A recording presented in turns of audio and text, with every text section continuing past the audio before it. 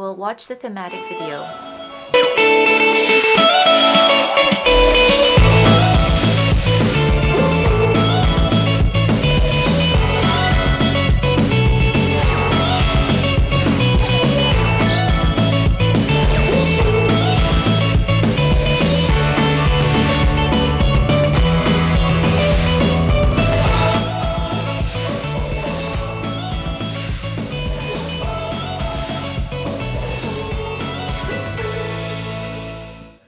네, 30초. So that was a 30-second video on this summit. I'd like to welcome you all to this beautiful marine city of Yeosu, and also to our online participants, welcome. This is the NGO session of the 2021 UEA YEOSU Summit. And let me introduce myself. I am Lee Kang-jae of the Yeosu Sustainable Development Council. This is a time for us to develop ideas for joint responses to climate crisis and realization of a net zero. So I'd like to thank the organizers for giving us, the NGOs, this great opportunity to engage in the discussions. So again, this is the NGO forum in which we will be discussing ways to jointly respond to the climate crisis and to realize net zero together. We will now have the opening ceremony. I'd like to begin with the introduction of our VIPs. So first, we'd like to begin with Mayor Kwon Oh-bong of Yeosu, who had a full day yesterday but is here early in the morning with us. Next is Yoon Won-tae, Secretary General of UEA. Thank you. Joy Hanson of the Yeosu Sustainable Development Council. He's the co-chairman. And it's early in the morning, but we have many VIPs in attendance. From Gwangju also, we have the member of the council, Gwangju Council, Shin Soo-jung, who is heading the Environmental Committee, and Chun Sang-mo, Lee Sang-moo, and other members of the Provincial Council are on their way. And also Jung Han-soo from Yeonsu Environmental Movement United and other participants. I don't think they have arrived yet, so we will introduce them later on when they arrived. And also from the Sustainable Development Council of Yeosu, we have other members and members of other NGOs, and from Cheonnam University and from the industrial complex. We have various representatives here with us as well. So Kim Shin, thank you very much for organizing and inviting all of our VIPs. Next, we will have a national ceremony, so please all rise and face the flag in front. Salute to the flag.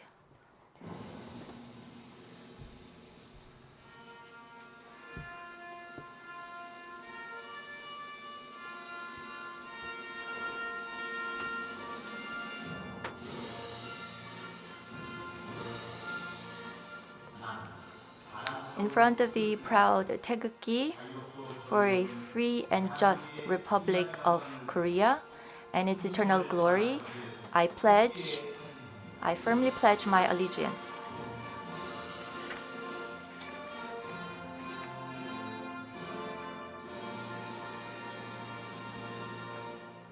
Hands down, please take your seats.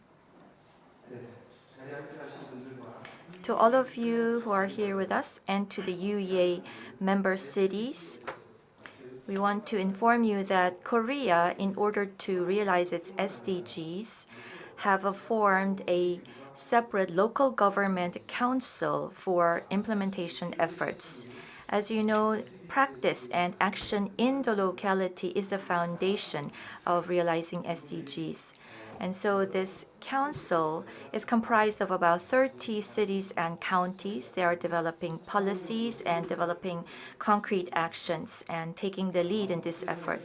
So in resolving this international issue, they are coming up with very creative ideas. And the chairman of the council is the mayor of Yeosu, and he's also the host of this UEA YEOSU Summit. So we'd like to invite Mayor Kwon Oh-bong of YEOSU for his welcoming remarks.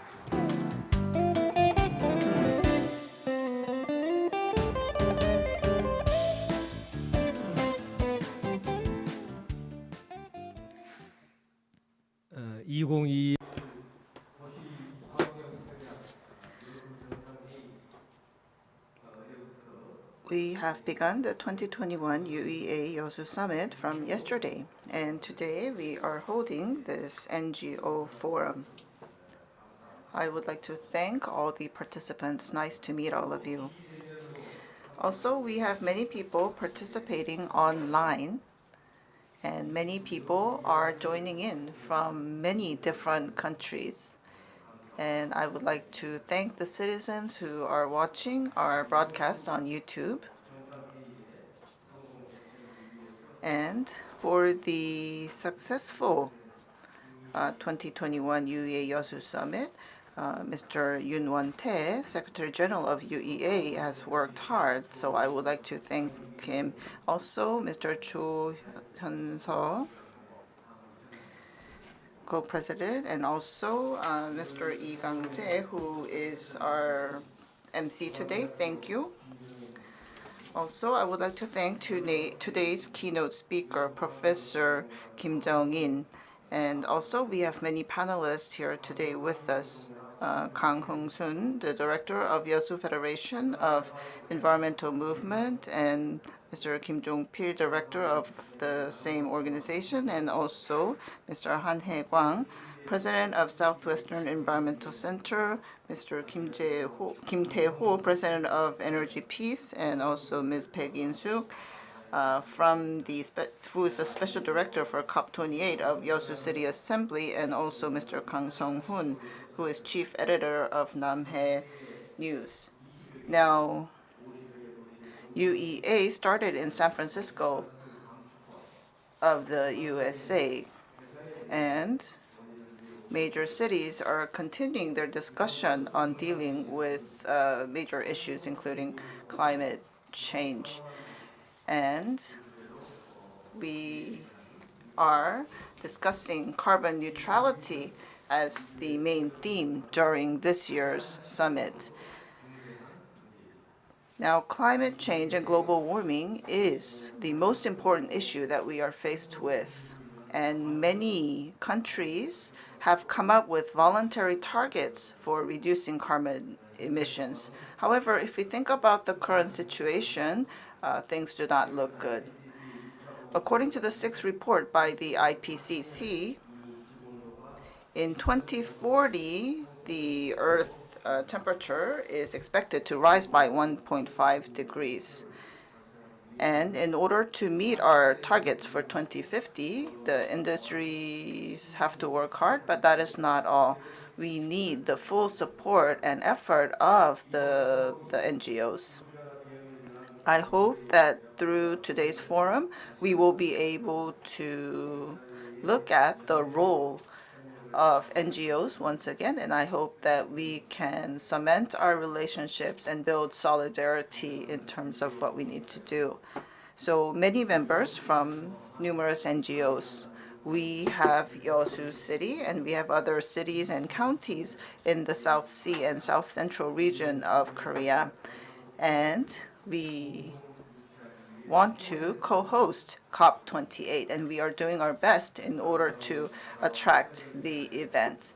This area is blessed with beautiful natural environment, and I believe that YEOSU is the optimal venue for COP28. And YEOSU City has the experience of successfully hosting the 2012 YEOSU Expo. We are fully prepared to make meticulous preparation in order to make COP28 a huge success. And we will provide a viable solution for the issues that the world faces. So once again, I want to thank all of you for participating in the NGO session, and I hope that we will be able to discuss how we can actually take measures and implement action plans in order to realize carbon neutrality. Thank you. Thank you very much. It's early in the morning, but to encourage us on, the mayor has attended this ceremony, so thank you very much. Next, we'd like to invite the Secretary General of UEA, Yoon Won-tae, for his congratulatory remarks. He represented Korea at the IPCC meetings, and currently he is working as the president of ICEC. So please welcome him with a warm hand.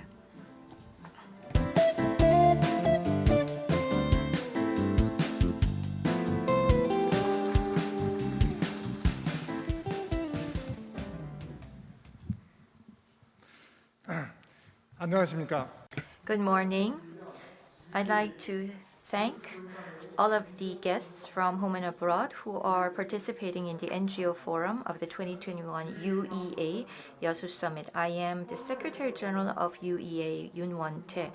I'd like to thank Mayor of Yeosu, Kwon Oh-bong, for organizing this event despite the difficult COVID situation, and also to the chair of this session, Joy Hanson of the Yeosu Council on Sustainable Development, and to our keynote speaker, Professor Kim Jong-in of Chungang University, as well as our 6 panelists. I would like to thank you for your participation today. Recently, in Europe, in North America, and in Asia, and globally, we have seen much extreme weather patterns happen, leading to great damages and loss of life and property.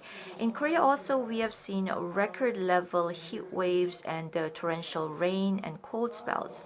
And this is leading to much socio-economic losses. And so long-term climate crisis or climate response is no longer a long-term task, but it is an immediate challenge that is directly linked to our survival, which requires speedy actions. The international community adopted the Paris Agreement to fight climate change, and there is a new paradigm of the 2050 net zero that is rising. And with the beginning of COVID-19, 140 countries around the world have declared net zero. Recently, in the August IPCC meeting, the 6th assessment report was approved, and the report says that until the middle of this century, if we maintain the current level of emissions, by 2040 we will reach temperature rise of 1.5 degrees. Compared to the 2018 special report on 1.5 degrees, we will be reaching that level 10 years early on. And before industrialization, we saw high temperature or heat waves happen only once every 50 years. But after industrialization, the frequency and intensity will go up by 8.6-fold. And so, to minimize the damages from climate crisis, and as a responsible member of the international community, we need to actively participate in the fight against climate change. Fortunately, last August 31st, the Net Zero Basic Act was passed at the National Assembly, and in September 14 at the Cabinet meeting, the Net Zero Green Growth Basic Act was passed for fighting against the climate change, which includes the 2050 net zero goal. And the Basic Act has set the 2050 net zero as a national vision and includes strategies, mid to long-term emissions reduction goals, and establishing basic planning and other systematic measures, which is its significance. And the most urgent task is to develop a 2050 net zero scenario and have an upgraded 2030 reduction goals set. And we need to take actions and realize this.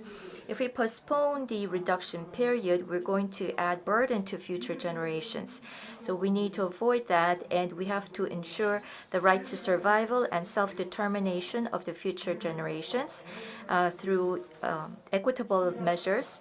And we have to be mindful of the vulnerable groups and classes who will be affected by the energy transition and industrial transition. So we need to have just and fair transition as well. We have to ensure that no one is left behind, and we have to ensure that all stakeholders will participate in the social discourse sessions for this energy social transition.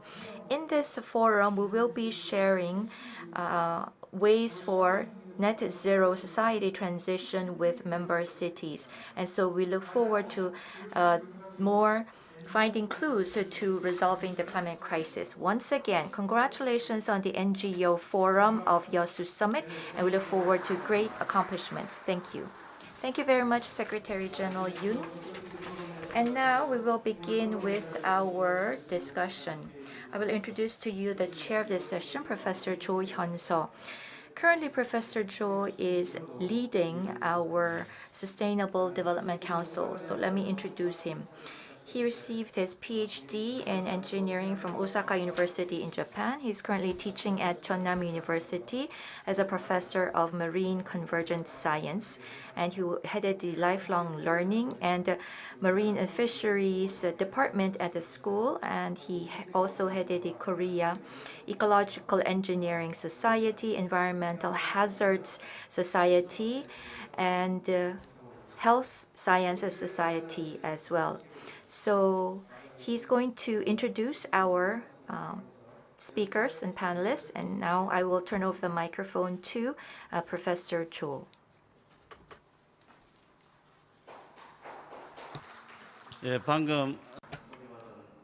As was just introduced, I am Joy Hanson of the YEOSU Council on Sustainable Development. We will now begin with the presentations of the NGO Forum of the UEA YEOSU Summit.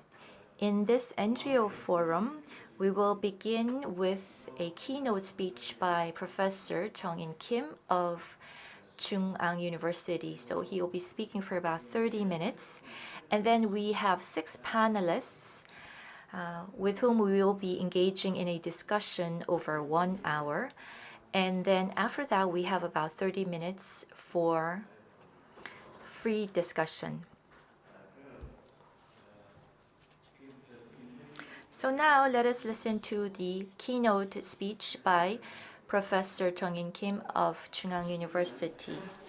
And he's going to talk about governance for net zero and air pollution management. But before he begins the presentation, let me briefly introduce him. He is currently a professor at the Department of Economics at Chungang University, and he was an advisor at the UN SCAP, and he is a member of the Net Zero Committee, and he also is engaged in a lot of different society activities. But that was just a brief introduction of Professor Kim.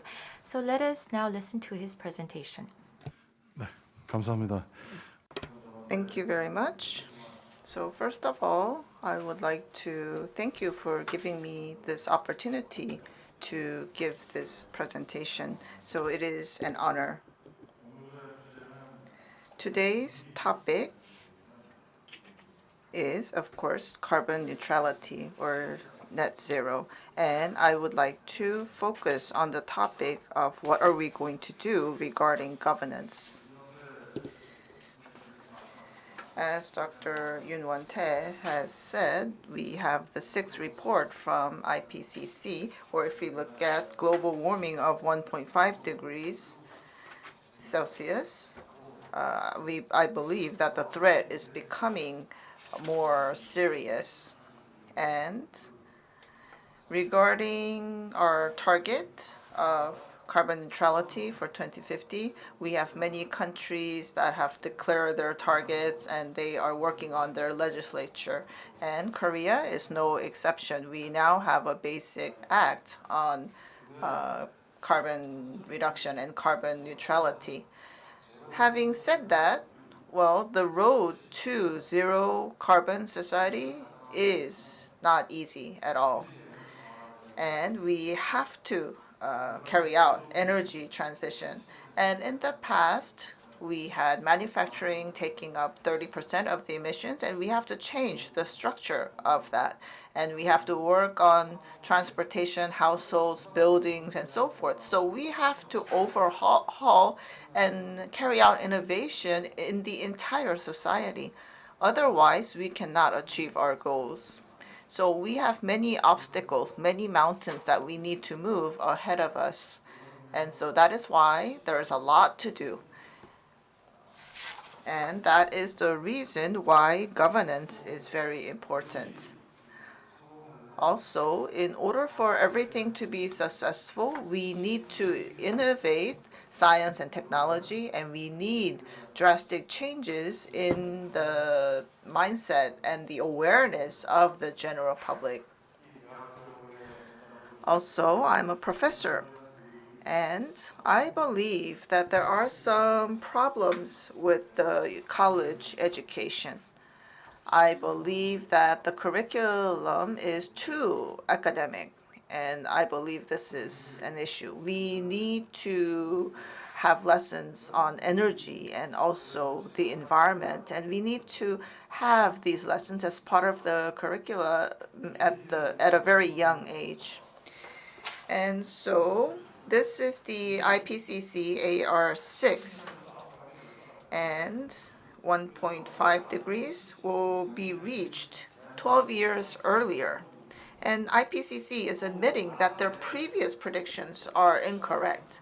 And the head of NASA went to the parliament in the US and has said that the reality of global warming and climate change is emerging much faster than we expected.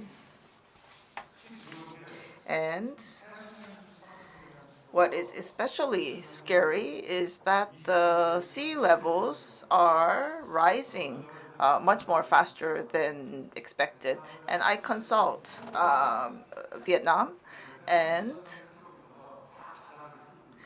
Vietnam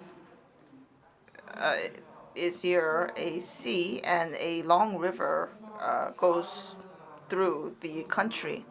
And in the downstream, the Vietnamese people engage in agriculture by using the river water, but they can no longer use this water because the salt content is too high. And so the rising of the sea levels and the reclining coastal lines is a huge issue. Also,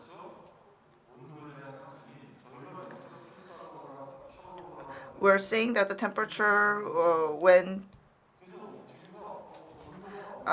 up by 0.84, but people think that it only went up by 0.09. So as a result, we are experiencing many natural disasters, such as heat waves and extreme snow and floods and so forth. And I believe that we will be experiencing more and more of these extreme weather phenomena.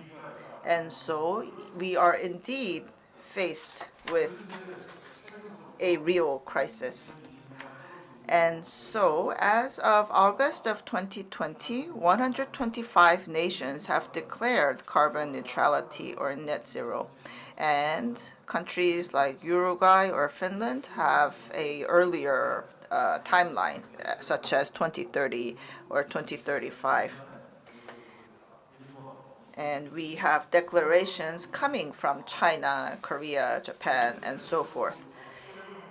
And also, I want to focus on the countries that already have proposed legislation. And so these requirements will be mandatory and required by law in the future. So some more details. Here I have the UK, Japan, and the EU. And in coming up with policies for carbon neutrality, we can see that they already have numerous policy measures.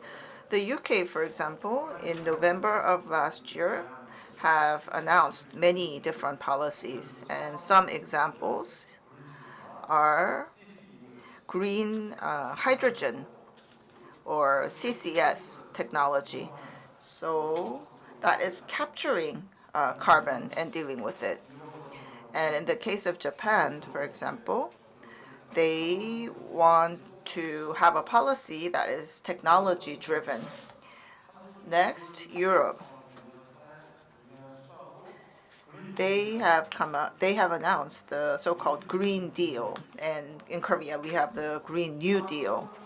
And through environment, the EU is trying to overcome economic challenges. And so currently many discussions are going on. And China recently has become quite active. And I studied China as part of my thesis. And I believe that China has come a long way, and China is not the old China that it used to be. So they have achieved great economic development. And as for EVs, they have the highest number of EVs among all nations in the world. And so for new cars registered, well, by 2025, they want the portion of EVs to be 20%, and this percentage will be increased to 50% by 2035. And even trucks are EVs. And in Japan, they have focused on 14 major areas, including offshore wind and hydrogen. And they have a goal of generating electricity by renewables, that portion being 50 to 60% by the year 2050. Next, Europe. They have come up with Fit for 25. 55 here means that until 2030, they're going to reduce emissions by 55% compared to 1990 levels. Now, we have come up with reduction targets, but we're reducing from levels in 2018. The EU is different. They're reducing compared to 1990's levels. So that's quite different. And they are working on their legislature, and it is very comprehensive. And many of their existing laws are being strengthened. And they are revamping their ETS. So for example, ETS will be applied more stringently to the marine industry. So bunker sea oil, most of it will be prohibited in the future. Also, well, we have many companies, and I believe that many petrol-related companies in YEOSU are very much interested in what will be happening. And so the EU is talking about a CBAM. And so if there are imports into the EU from a less carbon regulation, with carbon regulations less stringent than the EU, then they will be taxing you. And this concept was also talked about by Professor Stiglitz. So we do a lot of steel making in Korea, and 6% and up to 10% is exported to the EU, and we export many cars to EU, and so we will be directly impacted. But 2030 is not that far away, and that is why we now have to use green technology to do steel making, but that will ramp up the cost of production, and then we have to compete with China.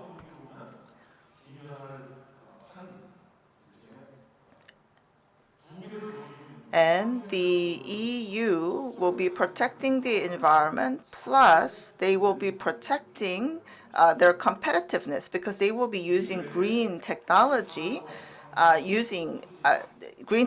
to do steel making. And by doing that, by placing taxes on cheap steel coming from China or Korea, they will be able to have competitiveness. And so the EU has very comprehensive plans. And we have other countries such as the New Zealand, Australia, and the US, and also Sweden. Many countries are working on green steel making. And from 2018, we now have this technology called HYBRIT. And using this technology, hydrogen can be used to melt the steel ores. And also Germany is talking about green hydrogen, and Canada has come up with 10 strategies for carbon neutrality. So they include enhancing energy efficiency and creating clean electricity and so forth. So the content of all these different strategies are rather similar from country to country. But anyhow, you can see that technology will be required to achieve many of these goals. So, for example, number one, if you want to enhance the efficiency of energy, of course we will need technology. And CCS technology requires technology as well. And also better management of forests. And the forests, of course, work as carbon sinks. And there will be technology applied in order to isolate and store carbon.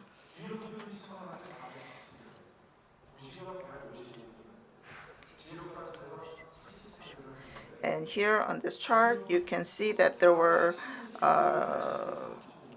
declarations made by 417 corporations and 155 cities. And I have the numbers attached to these declarations. Now, before the milestone of 2050, we have goals for 2030, and we call these interim goals NDCs. And I list the NDCs on this slide. So the UK is 68% compared to 1990 levels. And then Germany, well, they've been preparing for 3 decades, and they're talking about a reduction of 80 to 95%. And in their energy mix, their renewables contribution is already 40%. And so by using wind energy and solar power, the power generation cost is actually less than fossil fuels. So we're seeing real results. That was in France. And of course, we have the Biden administration of the US with these plans. And then we have Japan, and their goal is to reduce 46% by 2013. Now, Greenpeace has referred to RE 100 and CBAM. And of course, RE 100, 200 firms have already signed up, and that is to change all your energy source to renewables. And Apple has joined RE 100, and they are recommending that Samsung also join in this effort. And it looks like a suggestion, but actually they're forcing other parties to join. So steelmaking, shipbuilding, and also automobile industry, there will be a great impact on exporting these products. And this is Germany. So the red bar is 2030. On the far left, the long bar, that's 2018. And then on the right, we have 2030. And this is the roadmap for reaching carbon neutrality by 2050 of Germany. And so that was the situation. That is the situation in many other countries. And next, I would like to talk about Korea. So you can look at this graph, which starts from 1990, and you can see that the emissions always went up. It never actually came down. Personally, I think there was a reduction in year 2019 and 2020, and I think this is because of the pandemic. And we are contributing 1.51% of carbon emissions in 2018, and we rank 11th in the world in terms of contribution. But you should look at the chart. And if you look at the countries above us, they're actually very big countries. Now, Korea is rather small, but we're in this top 11 list. What does this mean? This means that we have an industrial structure that is heavily dependent on energy use. And we lack efficiency in terms of energy and also in terms of electricity. So that is our current circumstance. And we have 700 million tons emitted in 2017, and we have to make this net zero in 2050. And if we can make a smooth landing, that would be great. But that's not the case. The slope will be quite steep. And since the slope is steep, it is quite difficult. And it's just like coming down a mountain. If you're coming down a steep mountain with very steep slopes, it is quite dangerous. So that is why we have to be cautious. And so this is at the preliminary planning stage, so it is just a draft, but we have 3 scenarios. So this is not the final scenario. We are currently undergoing discussions. Now, for scenario 1, we will be leaving 25 million tons, and scenario 2, we will be leaving 18 million tons. And of course, scenario 3 is net zero. So we're discussing which scenario we're going to take. Now, since we have 3 scenarios, well, in terms of transition, under scenario 1, we will still maintain 7 coal-burning generators. And also for scenario 2, we will be stopping the use of coal, but we will still use LNG for emergency generation. As for scenario 3, this is more stringent. And we have different goals for transport and building. And we also have the livestock and agriculture industry. And we are trying to employ agriculture method in order to inhibit the generation of NO. And also we can use forests to absorb carbon.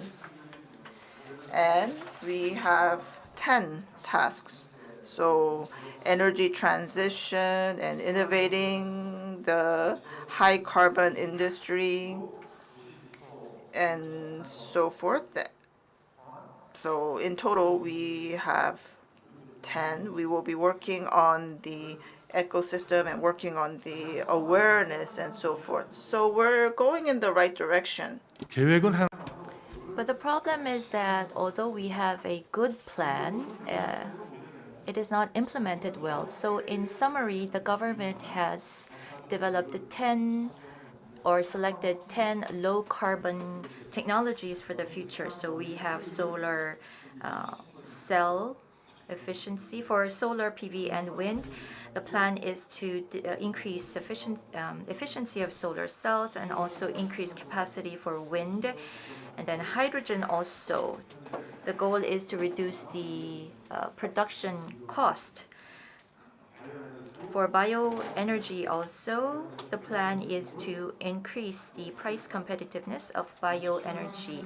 For steel and cement industry, we have the hydrogen reduction steel technologies being developed to have 100% transition by 2040.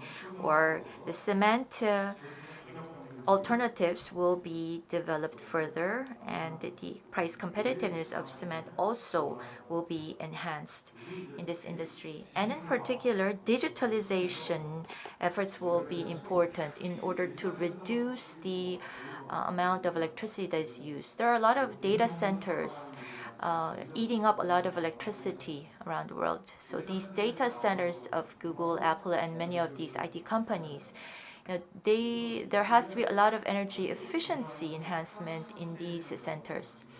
And so I think this may be a bit of a blind spot right now, but we really need to focus on this area. And in connection to fourth industrial revolution technologies, we need to have AI, digital technology-based transitioning and development. Also, we've always had a lot of issues with the building sector, so we need to increase building efficiency. So energy efficiency should be enhanced by about 30% according to the government plan, and gradually they will have to be increased further. We should transition to a green building overall. So if we look at the overall blueprint, the renewables will take about 70%. For transport, 97% efficiency, and for waste, we will be reducing a lot of the waste as well. So we will be using a lot of the bioplastics replacement. So it's not just the government that is developing these plans. The companies, the private sector themselves also are working hard. The steel companies have declared net zero. Also, the petrochemical council or group has been established. LG Chemical, for example, has declared net zero and selected 5 major tasks, and one of which is to reach or be a member of the RE 100. And the Korea Chamber of Commerce and Industry has made a very favorable move recently. So they have established a net zero research group. So the government will be funding 50%, and then KCCI will be supporting the rest. Hynix, POSCO, Hyundai Motors, for example, these KCCI members will be funding the remaining 50%. So it's a one-on-one matching program where the government and the industry participates. And then for the specific industries, they have different net zero strategies and plans that they are establishing.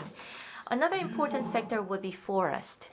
In the case of Japan, as you know, the wood or trees absorb a lot of the carbon. So Japan, realizing this, said that for buildings 3 stories or higher, 1/4 of them will have to use wood. And also Canada, for example, they have a lot of forests and trees, so they use a lot of biomass, and they're going to expand that. The US also is going to try to form a 20 million hectare additional forest area. So an important pillar of climate change is to develop more carbon sinks, and one of which would be the forests. In the case of Korea, we don't have that many urban forests, so maybe this is an area that we can work on further. So you will see here that the steel, concrete,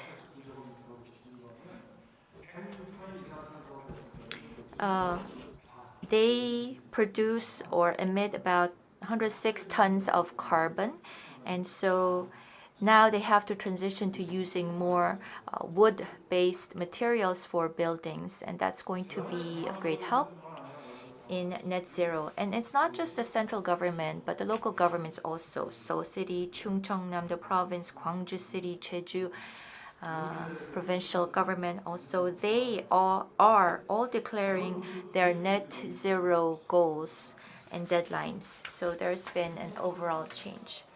So what is important is what we do from now on. We looked at the overseas examples. In the case of the US, climate change, a separate organization was established to be in charge of climate change. So they have the domestic climate policy, which is under the Department of State, and they have built what's called a climate hub. 21 federal departments and agencies heads have come together and are discussing the responsibility for each of the department for climate issues. And also the Climate Change Action Group was established under the Department of Homeland Security. So each of the related agencies or departments are participating in this overarching governance structure. Let's look at the example of the UK. Under the Prime Minister's office, there is the Energy Environment Committee, and there's the Climate Change Committee, and there is a separate Climate Adaptation Committee. And you will see that recently these organizations have been integrated, and they have what is called a regional energy industry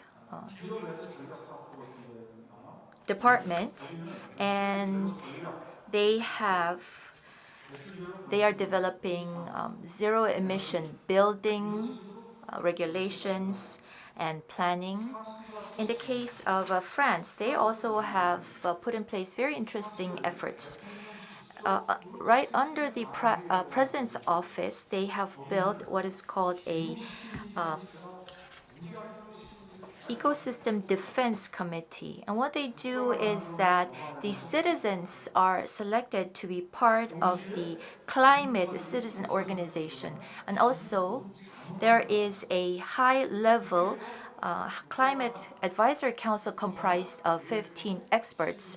And so it is these two, citizen and the experts organization, that are working on these issues.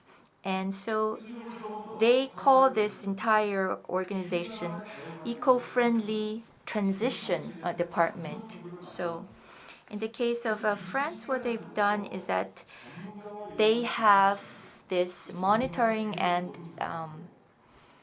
oversight system that has been established. From 2018, they have built both this HCC, the Experts Advisory Group, and the CCC, the Citizens Council, that are in charge of different responsibilities. And of course, they coordinate and cooperate a lot. They have a very excellent governance system in place. So with regards to assessment reports for the climate change or net zero policy implementation, these groups are very strict in their assessment and in drafting the reports. And so they have a watchful eye over whether the government is indeed implementing its policies and the plans. And so you can see that France is really taking the climate issue very seriously. In the case of Korea, except for the Ministry of Environment, we really don't have, compared to other countries like the US, any specific or dedicated agency or department that is in charge of net zero or climate change. So of course, the different ministries have departments or divisions that are in charge of issues related to the environment, but then there is no dedicated agency at the level of the central government that is in charge of that. So of course, there is a small group or department that's in charge of new and renewable energy, for example, but that's not sufficient. In the future, what we have to do is to invest more heavily in coming up with a governance structure that will be more effective in our response to climate change. The topic that has been given to me is governance, so now let me talk about that. And according to Professor Rhodes in 1996, governance refers to interdependence and interaction that is continued among the members. So that will be individual and individual, or state and state, interacting with each other and being interdependent with each other. So previously we used to call this a ruling or a control, but now we use the term governance. So particularly with regards to climate change, when we try to reduce GHG emissions, we have to engage in discussions over who is going to be responsible for what actions. Is the reporting process transparent, for example? So If you're going to have good governance, you need to have 4 specific players. So you need the designers or the makers, and then the doers or those who take the actions, and you also need the suppliers who are the indirect supporters, and then you also need to have facilitators, those who encourage you on to do better. So you need to have these 4 different stakeholders interacting organically to ensure that we can have excellent governance with regards to climate change and net zero. It's the same for local climate governance as well. We need all 4 stakeholders. And so we needed to secure all of these stakeholders' participation and that would help us ensure that we work efficiently in a just manner. And of course, we have to ensure that all of the voices of the stakeholders can be heard, can be reflected, can become part of the feedback loop, and that system will assure us of success in governance. And in terms of policy or legislation, we could have market-based and non-market-based policies and regulations. We need a balance between the two. For example, we have the ETS as an example of market-based policies. And the US right now is trying to establish a huge amount of money as a climate fund. So $100 billion worth of climate fund. You need to secure a lot of different resources to come up with that fund. So one of which could be reducing subsidies going to fossil fuels.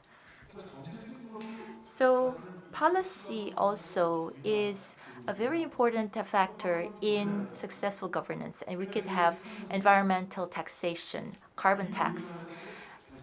Also, in Korea, we already have the ETS, and the Ministry of Finance and some other agencies are in charge of our emissions trading scheme, and this is the kinds of policies that should be formulated by the experts. And we also have the non-market-based policies in the the EU or in OECD. There are a lot of different regulations that are being established, as well as measures taken to encourage the development of new technologies. And then also, for other non-market-based policies, we could have mandatory reporting, or also looking at the different barriers to having green growth. In the case of Germany, for example, they have been relatively successful in about 40 years, and they have been fostering the talents or the experts in the environmental issues for a long time.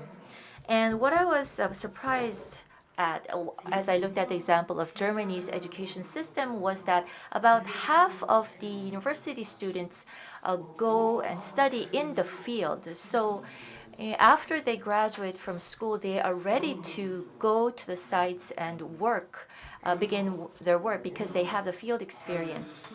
So again, we need the makers and the doers and suppliers and facilitators. So the central government or the local government or the international organization could become the maker, and it's the citizens and businesses that are the doers, and you need technology and the resources and the human capital that will as suppliers, and you need international organization, particularly the environmental NGOs should play the role of a facilitator. They should play the role of oversight.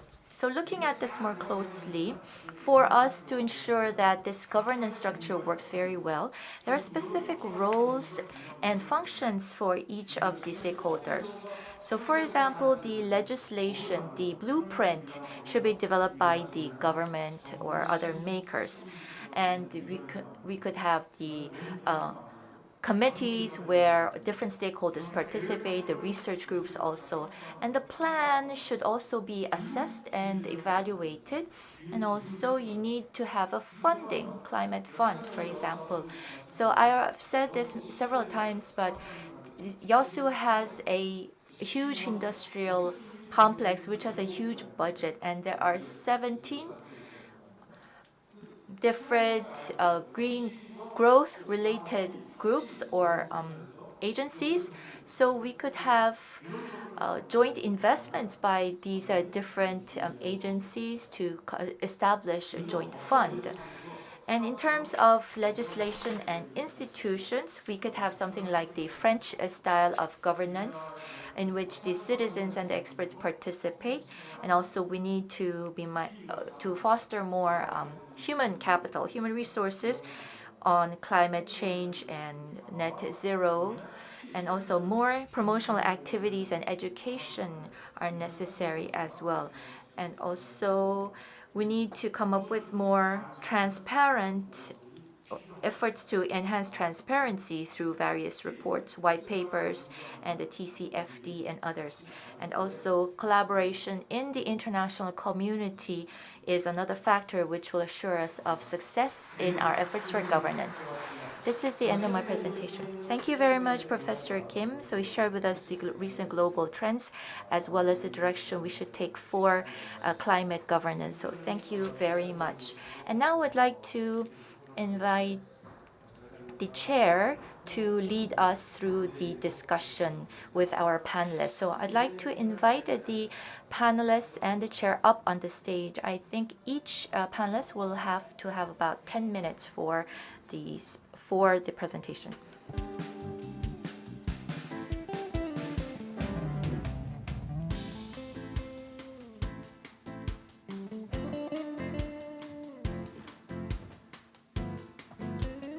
예, 김재인 교수님.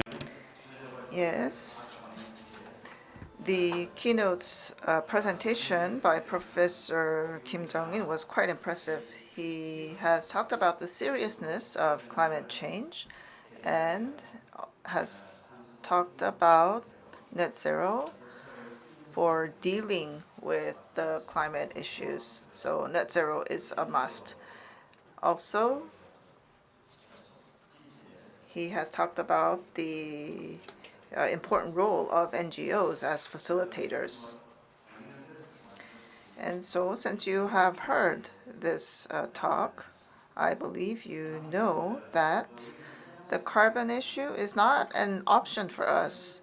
It is a problem that we must solve. So carbon is the environment, it is the economy, and it is a task for us that we all have to solve together. So thank you, Professor Kim. And so we now have a panel discussion ahead of us, and we have 6 panelists. And we have Mr. Kang Hong-soon, who is from the YFEM, and also Mr. Kim Jong-pil from the Gwangju Federation of Environmental Movement, and also Mr. Han Hae-kwang from the Southern Western Environment Center, and Mr. Kim Tae-ho from Energy Peace, and Ms. Baek In-suk from the YEOSU City Council, and we have Mr. Kang Sung-hoon from Namhae News. And we have about 60 minutes for this panel discussion session. So first, I would like to invite the first panelist, who is Mr. Kang Hong-soon, who is Director of YEOSU Federation of Environmental Movements. He will talk to us under the topic of roles of governance in YEOSU area for climate crisis response. You have 10 minutes. Yes, good morning. My name is Kang Hong-soon. I am from the YEOSU Federation of Environmental Movements. Now, regarding the role of governance, I was asked to speak on that topic. And Professor Kim has touched upon this topic in the latter half of his talk. And we must have governance, and he has talked about the fact that we must have the roles of NGOs, and he cited the example of France. Now, as for the role of NGOs, I have very little to add. I only want to talk about how we can do a better job. And we had many different types of governance in Korea and also in our region. Now, have these governance types been successful? The answer is sadly not really.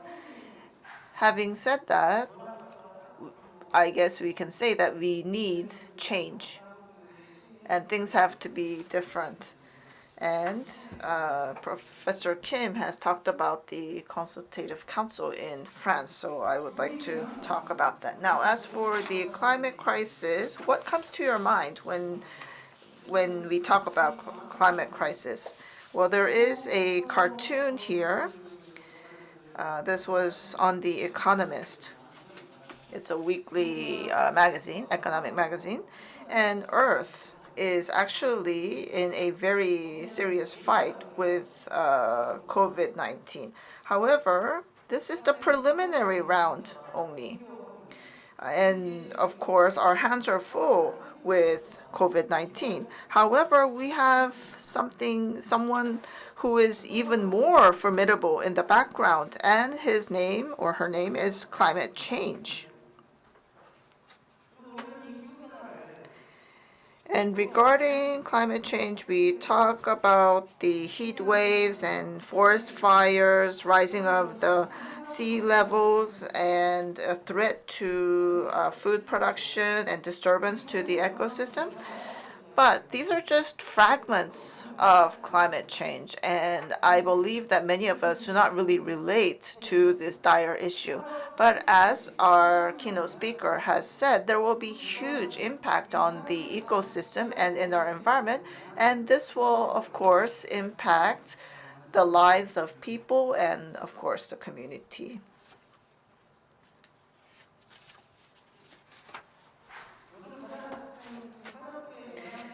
And the biggest impact to industry is, of course, has to do with power generation using coal.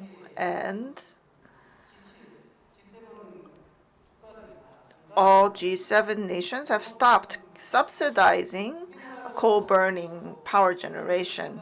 Japan is the same, and also in Korea, in the first half of this year, there was an announcement that there will be no public subsidies any longer.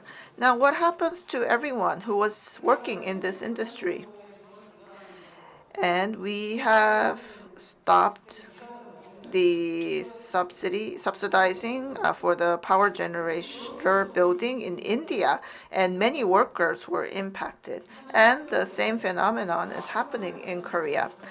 In the YEOSU industrial complex, we have the Honam generating power plant, and the facilities are quite obsolete, and it will close down at the end of this year. And there was preparation going on to bring in a new power plant, and there was a lot of discussion on that in 2012.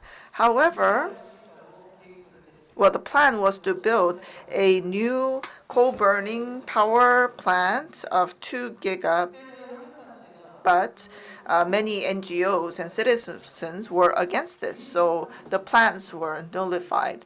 And what we said at that time is that we have to make a transition to gas. And being obsessed with using coal is just the old way of doing business. And so the plans to bring in a new power plant has been nullified, and the Honam thermal power plant will just have to be closed. Now they're trying to put in plans for implementing gas burning power plants, but that's not easy as well. So the companies failed to prepare in advance. And so what will happen to the workers? What will happen to the people who worked at Honam thermal power plant? Well, the workers there will go to other power plants. However, there were many part-time workers, and there were many suppliers to the Honam thermal power plant, and they will all lose jobs.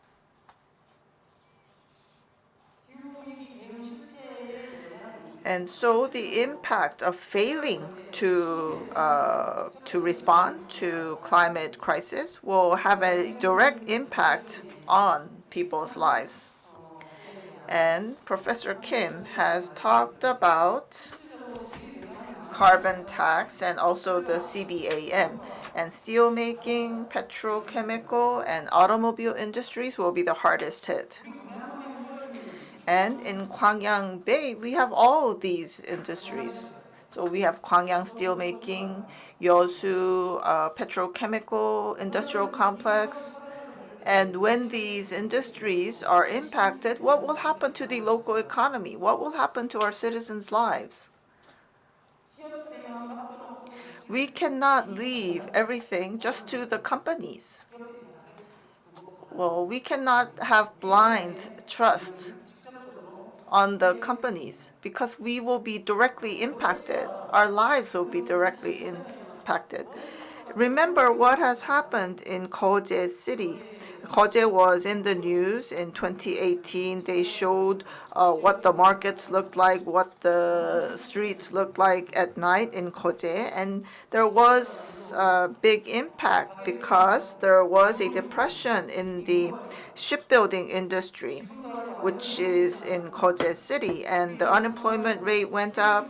The real estate prices plummeted, and also there was a big increase in divorce rate. And that could happen to YEOSU. So we need to wake up. So how can we respond to climate crisis? I believe there are two routes that we can take. One is the road of capital. The other is the road of citizens. Now, as for the capital road, entrepreneurs look at it as another opportunity to making more money. Tesla makes money because they make great EVs. So capital will use climate change as another opportunity to make money. However, there will be people who failed to respond in time, and these citizens will be impacted in a very negative way. So we need to think about the other road, the citizens' road, which is the more just road. And we can see this in the response to the pandemic. The vaccine manufacturers are making a lot of money. However, look at the poor countries and the people living in the poor countries. They are unable to secure vaccines, and they are at a higher risk. And there is an oversupply of vaccines in the US, and they have to just throw away what is not needed. And so if we leave everything to the capital road, when it comes to carbon emissions, well, we will run into big issues and big impacts on the citizens' lives. Now, Tesla is making a lot of money, and we're actually funding them with with taxpayers' money. And so our taxes are going to this large company. And the Moon administration has announced a very big budget to support future green technology, but most of the budget is going to large firms. However, I believe that the budget allocation for the underprivileged is very important, and we need to make sure that they are included in the transition, and we lack efforts in that area. Now, in order to live by choosing the capital's road, then we need a income per year of at least $25,000. You need to have that annual income in order to buy this expensive EV and expensive high energy efficient home appliances. However, that's only 5% of the world population. So what will happen to the rest, the 95% who make less than $25,000 a year? Under global warming situations, their lives will become even worse. And so we need to choose the citizens' road, which is the just transition. And there is a definition for that. And This is not charity. This is not welfare. The citizens will have self-determination, and they will work to protect the citizen community. And Professor Kim has talked about the consultative body in France, but the official name is what you see on the slide, and we refer to it as the CCC.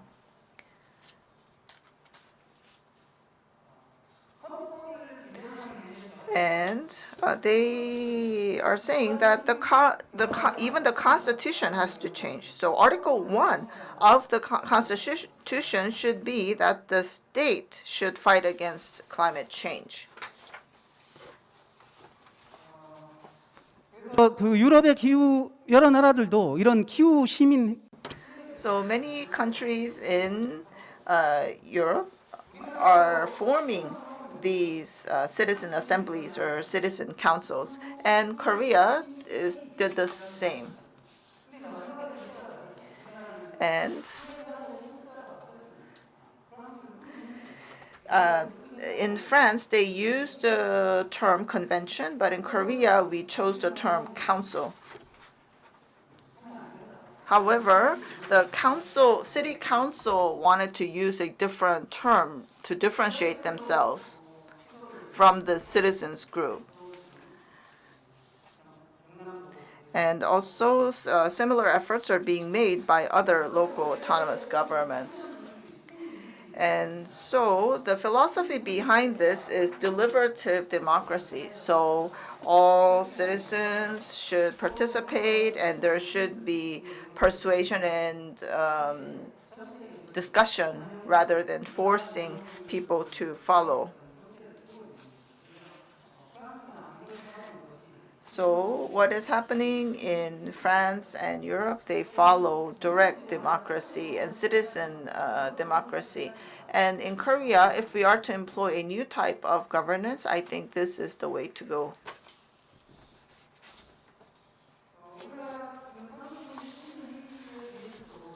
However, regarding the climate citizens meeting, things are not going all that well, and there's a lot of criticism. They're saying that this is not citizen participation, it is just mobilizing the citizens, and this is disguised form of acting for the environment and so forth. So there is a limit to governance in Korea. The governance in Korea is actually led by the government and the elite.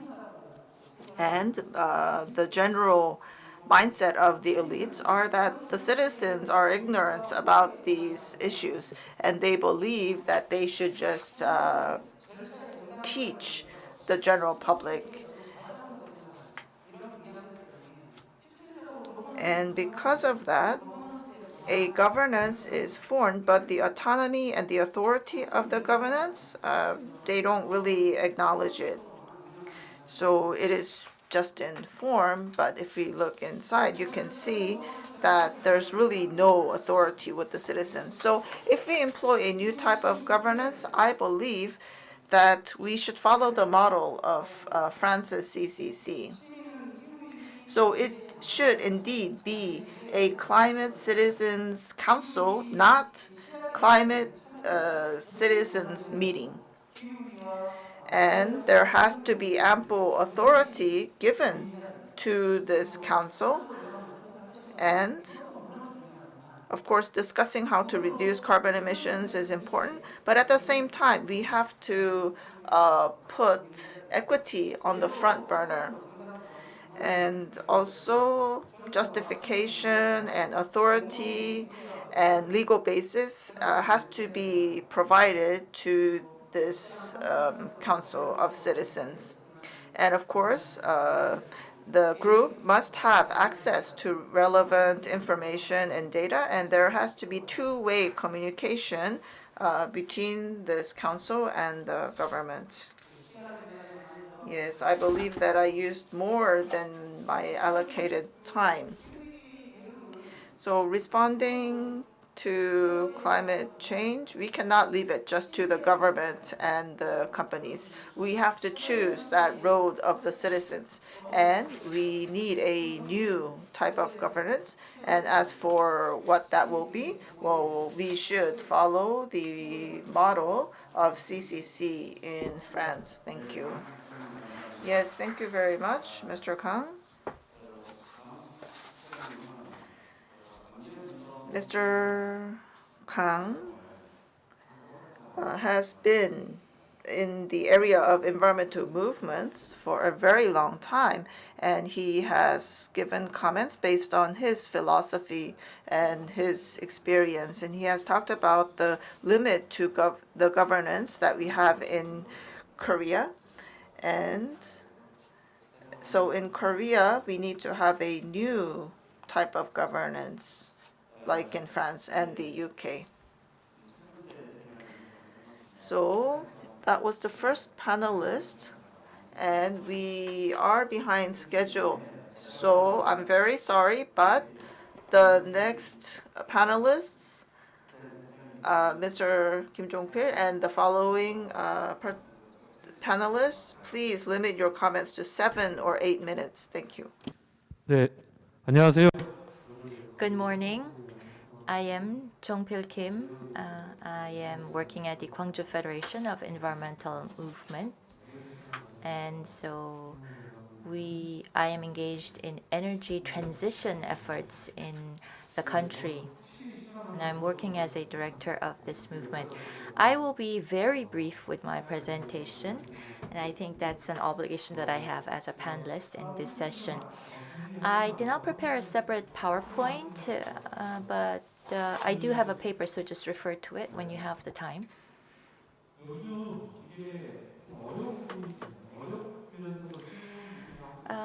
It's challenging, but also somewhat easy at the same time.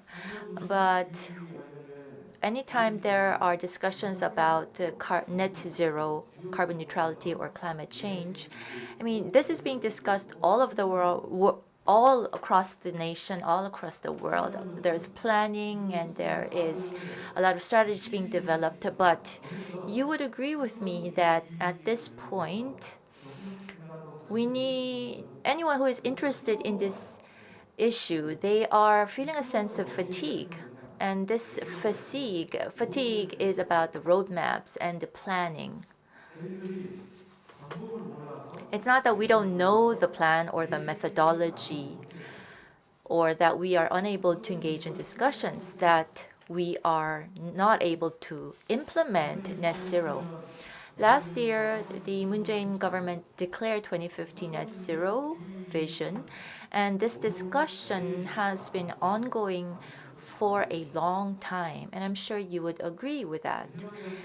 Since a few years ago, since over 10 years ago, we have been discussing this, but the problem is that there has been no action, not enough implementation. And so unfortunately, in Gwangju, Jeonnam area, in the public sector, last year's carbon reduction did not meet the national average. We were in the lower ranking.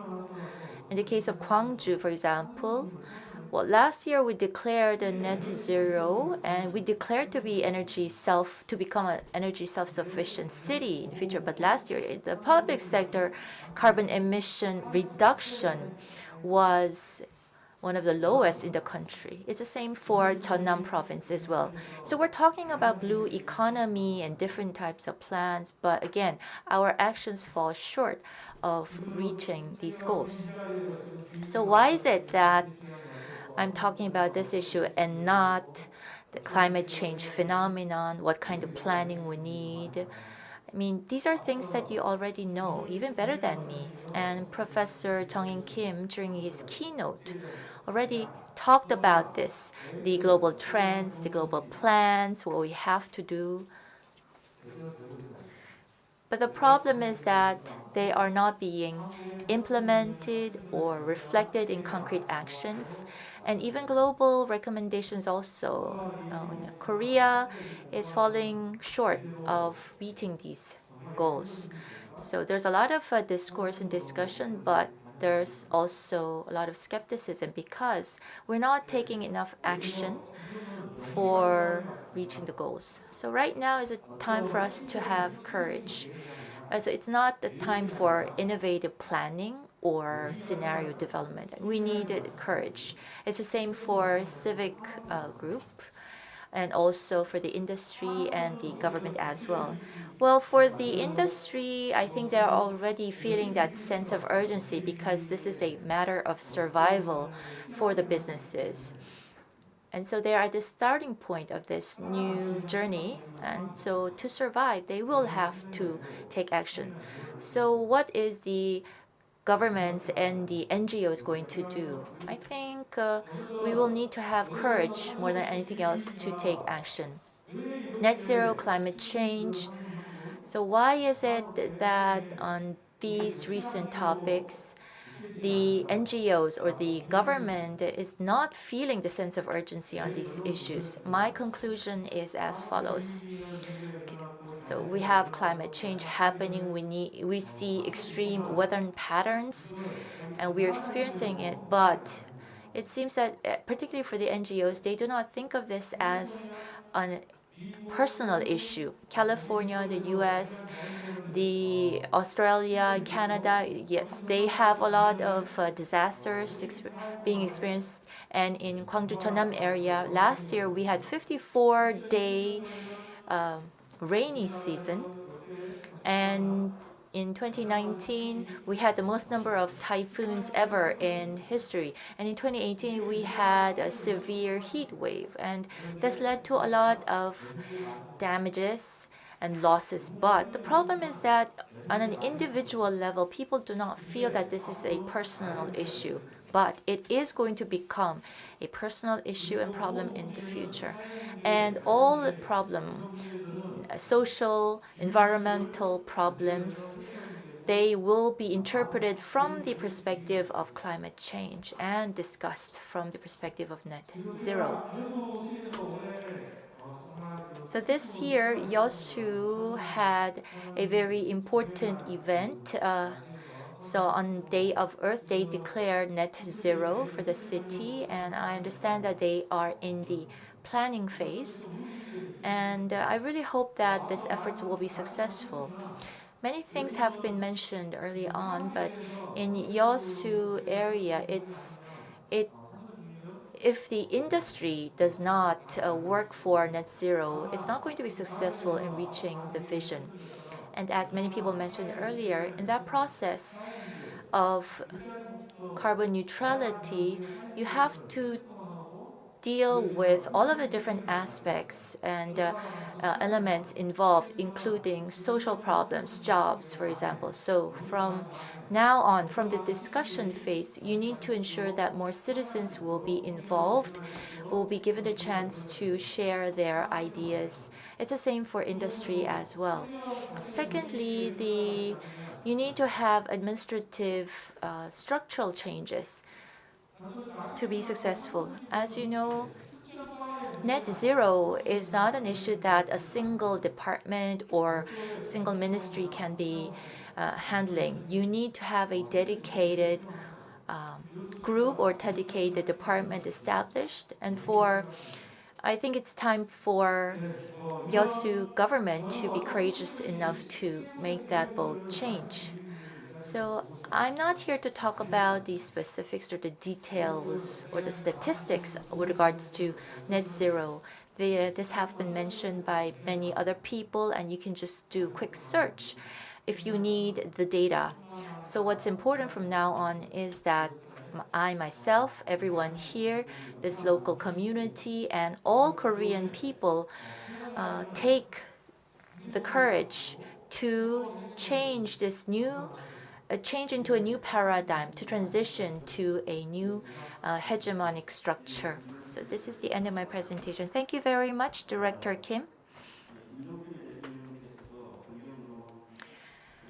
Director Kim also has been leading the Federation of Environmental Movements in Gwangju for a long time. And so it's based on this philosophy and experience that he has shared this thought with us. The fact that climate change is a personal issue, and so planning is important, but what is needed now is courage and action. And he also talked about the need to have governance reorganization, particularly here in YEOSU. Well, he talked about the importance of the industrial complex playing a major role in the transition. Thank you.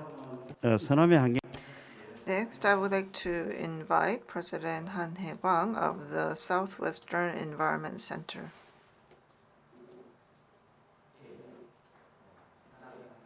Yes, my name is Han Hae-kwang. I'm from Southwestern Environment Center.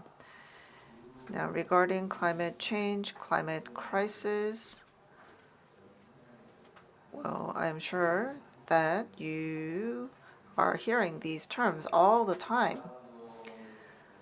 And I have worked on cleaning up the oceans for a very long time, and I think that is why I was invited to this session. Now, Professor Kim has talked about governance, and he has given us a very good explanation about it. Now, as to what actually happens at the scene, well, we have to all work together. The citizens, the government, and the companies all have to work together. So with that in mind, I would like to give my comments.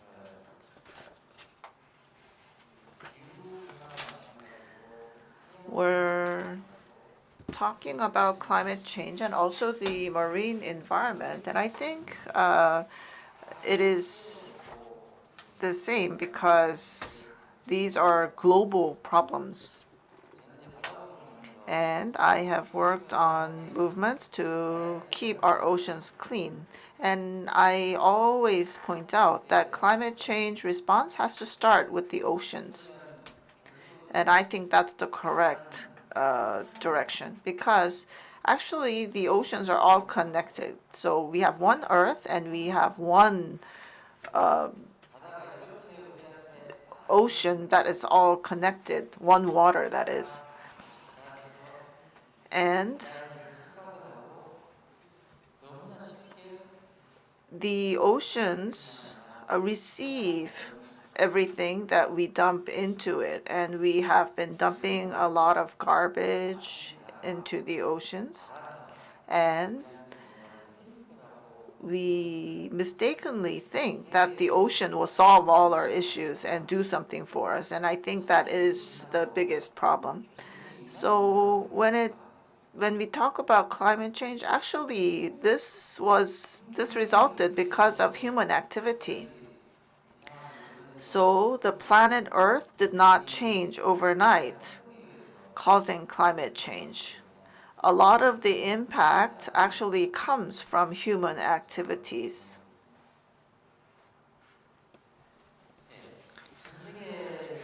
And so the Earth is connected as one. It's connected by the waters. And we have garbage and trash in our waters, and it travels from country to country through this connected water, knowing no border, and there is no border control, and the trash does not require a visa to go to another country. So what should we do? I believe that each of the different countries, the respective countries, have to do a good job of handling their garbage. And this was already explained by Professor Kim, so I'm going to skip that slide. And so it boils down to this. Because of climate change, our oceans and waters are becoming damaged. And if we are asking the ocean to deal with this problem, well, something is very amiss. And we are not really investing a lot into developing technology so that the ocean can respond to climate change. And YEOSU is hosting a expo of islands. And YEOSU has many islands, but there is not much research on the islands. And nature changes all the time. And there's very little research, very little information regarding the islands and the changes in nature. And one damage that I want to talk about is the whitening event. And this is a global phenomenon. And in order to clean up our oceans, we need to have the right diagnosis, the right education, and right public awareness campaigns. And we need to do this now.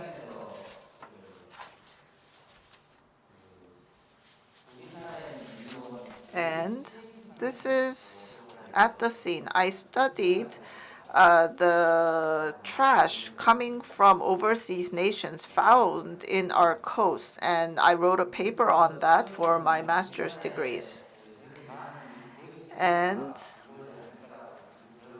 in the beginning, my professor thought that we don't have much garbage from overseas. However, as we engaged in the research, we found out that yes, indeed, we have huge volumes of garbage coming from other countries. So it is not enough just to clean our own neighborhood.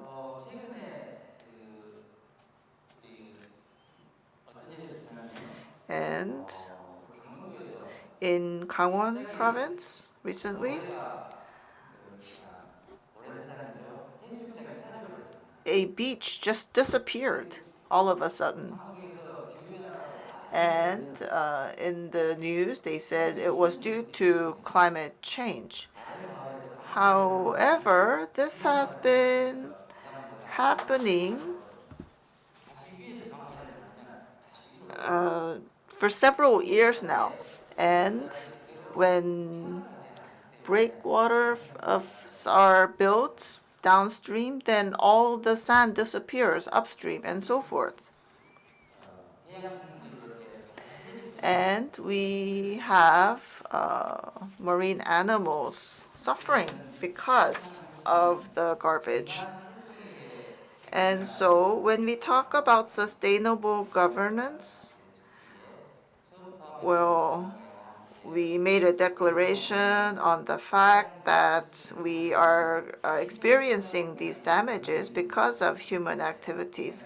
And I point out that we have to monitor everything, including the microplastics. So when it comes to responding to climate change, well, of course, governance, which was explained by Professor Kim, has to be designed very well. And we also need the maker, the designer, and the supplier and the facilitator. We all have to work well to make the right response. And we have to create a forest underwater. And I often say that response to climate change has to begin in the oceans, and that is, of course, the fact that we have to form forests underseas. This is from the Jeonnam area, and I collected data on trash that is collected in the West Sea and the South Sea, and you can see there's a very big difference between the two areas.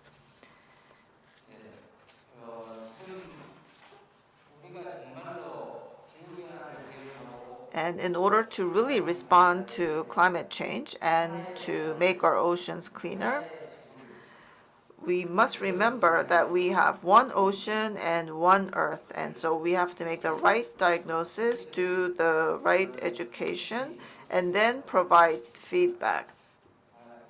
We must have that system in place. So a lot of effort being made in just one spot is not enough. And I often point out the fact that trash travels a very long distance in the oceans. And trash in the US over years of time, it can travel all the way to the waters of Korea. So if we want to clean up our oceans, we have to make timely intervention, and we have to prevent the disease ahead of time rather than trying to cure a disease after it occurs.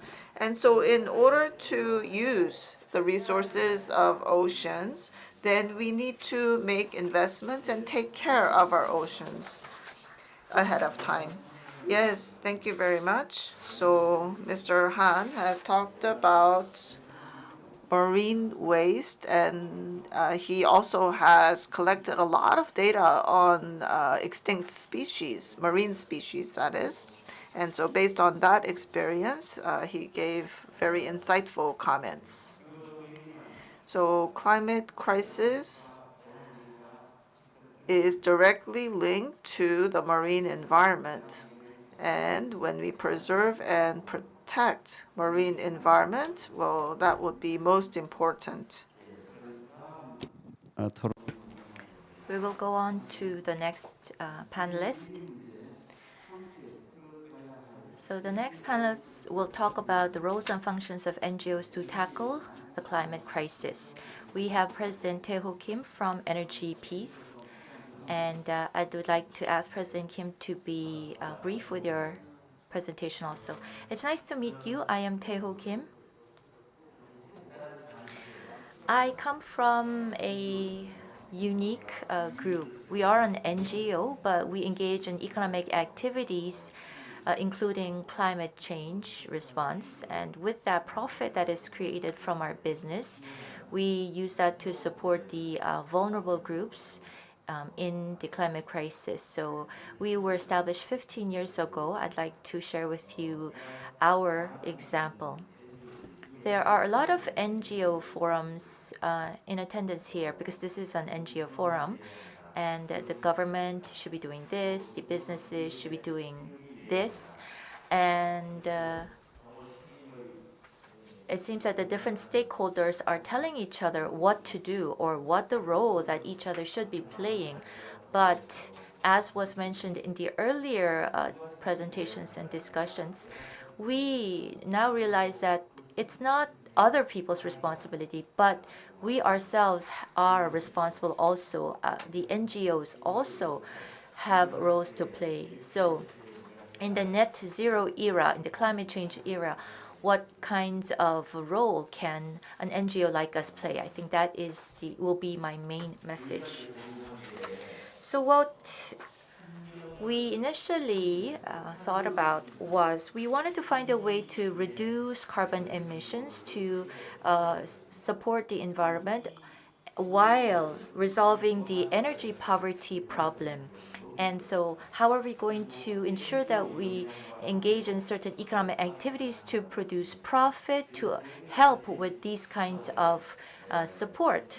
So a former activist, former members of energy companies, for example, we gathered together to form this energy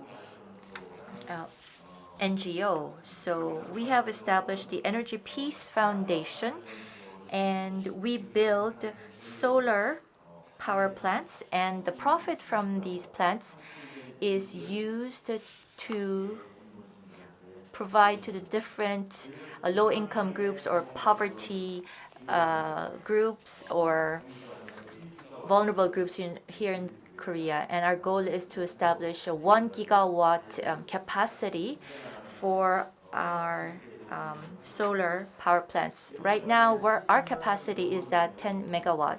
It's been 10 years since we were established, and for an NGO to engage in economic activities for profit to provide to these vulnerable groups, well, we have provided about 34 trillion won already. So it's not.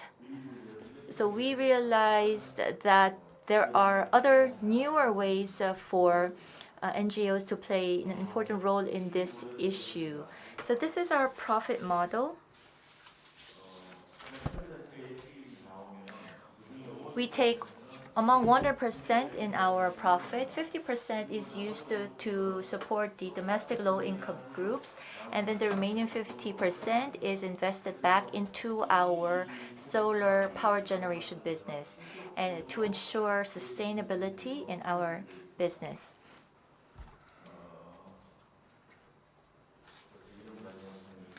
So this is the process that we go through in running our business, and we have received patents at the patent office. And since we are doing public good business, we are faced with many different challenges. So for example, if you look at the taxation law, we are a non-profit NGO doing for-profit economic activities, and we have 100% share of our business. So we had to approach the government and ask for adjustments in the regulations for us to receive approval for our business structure. And in Seoul, which is a very harsh condition for a business like us, we have built 18 solar power plants in Gyeongbuk, Chungnam, and in Kohung, which is nearby. We also have our solar power plant there as well. So it's been about 12 years now. So this is our Kohung plant, which we are showing you. It's running quite well, and we are providing energy to about 100 households. This is our plant in Gyeongbuk Uiseong area. It's 1 megawatt in capacity, and we provide to about 400 households. This is Hongseong in Chungnam, and in Seoul, in the roof of the resource recycling center, we have built our solar panels. And in Seoul, the biggest water treatment facility is at Amsa. And so in the roof of the AMSA buildings, we have our panels established. And also the water quality, rather than being directly exposed to the sunlight, it's better for quality maintenance if there is a roof over these water pools. And the fact that an NGO is operating these kinds of power plants in Seoul, isn't it quite surprising? And in Kui, this is the station where the accident had happened a few years ago. But we have our panels on top of the Kui station also. And we have a pilot project going on in elementary schools. So we had to persuade the Ministry of Environment and the school district and the school also to install our panels on the roof of these schools. And then in the Mundan area, we have our power plant, Jungnang water treatment center. Also, we have a 1 megawatt capacity running.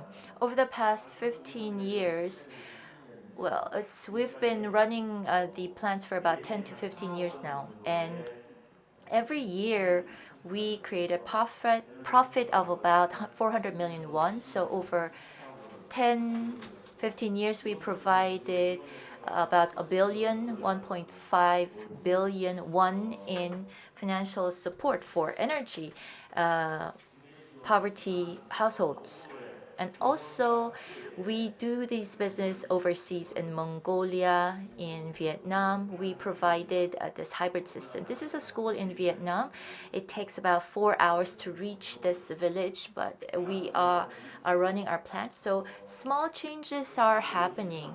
The fact that an NGO is engaged in for-profit activities, this requires the legal and institutional basis first, but I think our example shows that the NGO should take the lead and the legislation or the institutionalization can follow later on. So I hope that you can take some clues and lessons from our case so that you yourselves can come up with more creative ways to contribute to this issue as an NGO. Thank you very much, President Kim. So President Kim is heading energy peace, but is wearing different hats at the same time also. He worked at the UNEP Korea office and also Energy Citizens Alliance. He was a member of that group also. Right now, he's teaching at Dongguk University and is also leading the energy, is a chairman of the Energy Citizen Energy Alliance and other organizations. Next, we'd like to go on to a public type of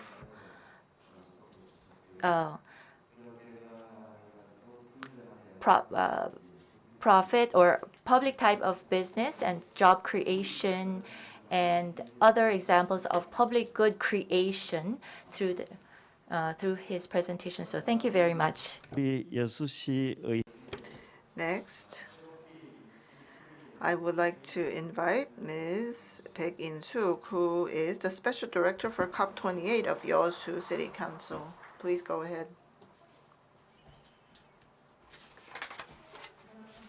Nice to meet you. I am the Special Director for COP28 of YEOSU City Council. My name is Baek In-suk.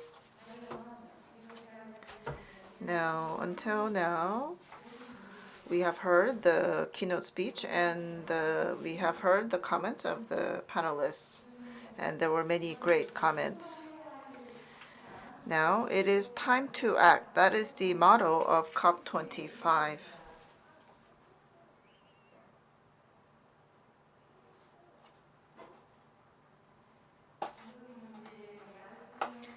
And as we heard from the previous speakers, we can say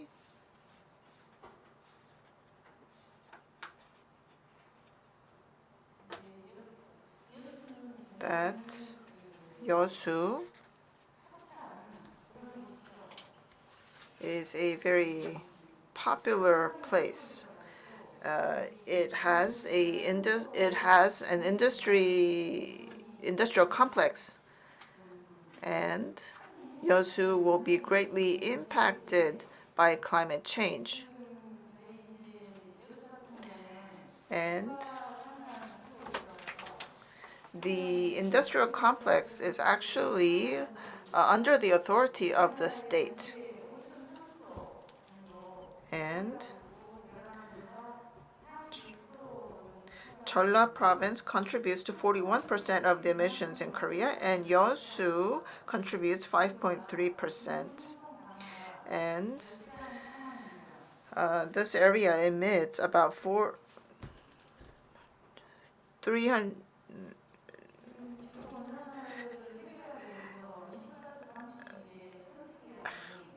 about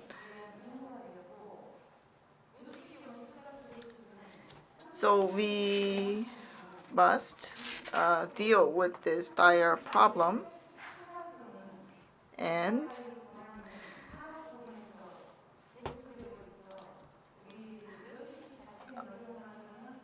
the emissions of YEOSU City in terms of carbon emissions is 38.11 million. However, 94% of this is under the authority of the state. So there is a limit to what the city can do. And so we have submitted a proposal to the central government asking them to place priority on